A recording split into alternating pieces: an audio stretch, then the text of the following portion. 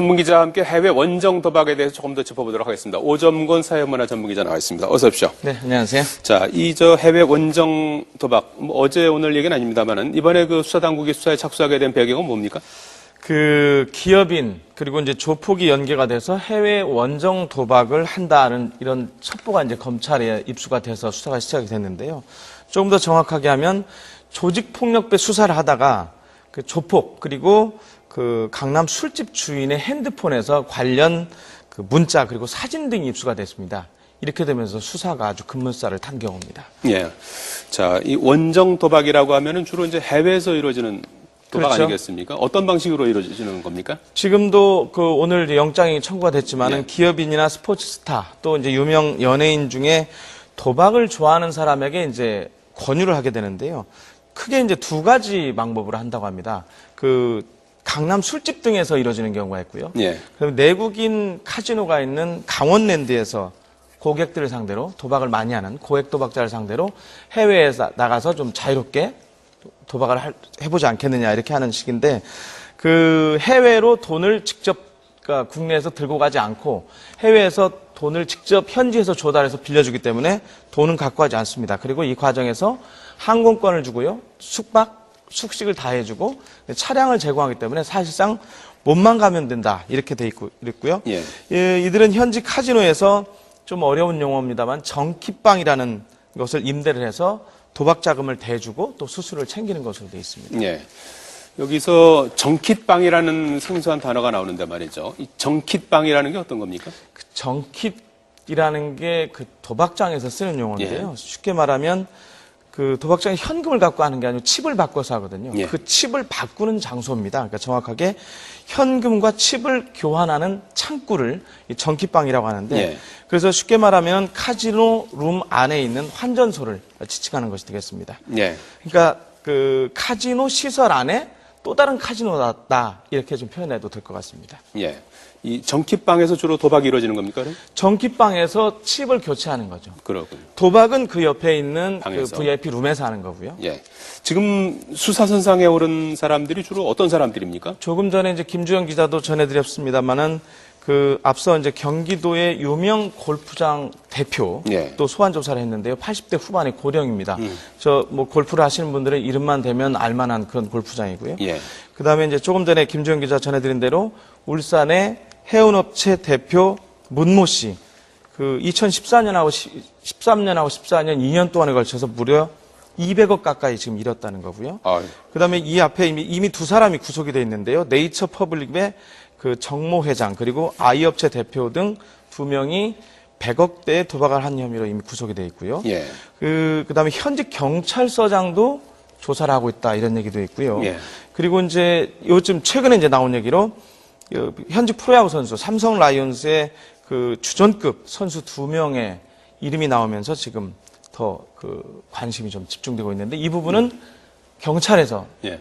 제가 그 전에 언급했던 거는 검찰 수사고요. 예. 그 삼성 라이온즈 양쪽에서 하는 거죠. 검찰도 하고 경찰도 같이. 예, 양쪽에서 다 하고 있습니다. 그러니까 삼성 라이온즈는 경찰에서 하는 수사입니다. 지금. 이름만 대면 알만한 골프장 주인이라고 하시는데 아직 이름을 공개하지 못하는 게 조사 중이어서 그런 건가요?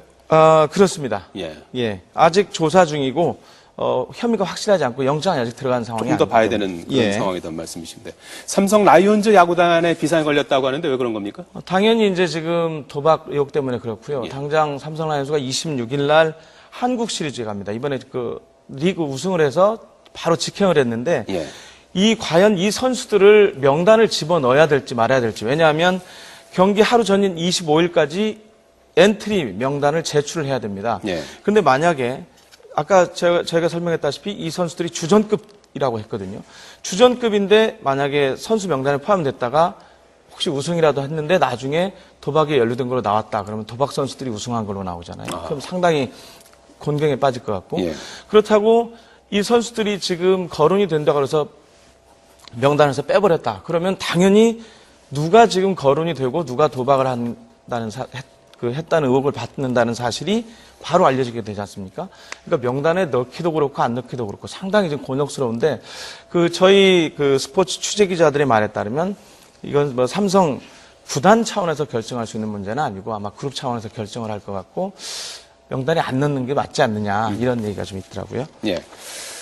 자, 그런 점에서라도 빨리 좀 수사가 좀 진전이 돼야 될 것 같고요. 예. 해외 원정 도박하면은 과거에는 라스베이거스를 이제 많이 애용했던 미국, 것 같은데 예. 요즘엔 주로 마카오로 가는 모양이죠.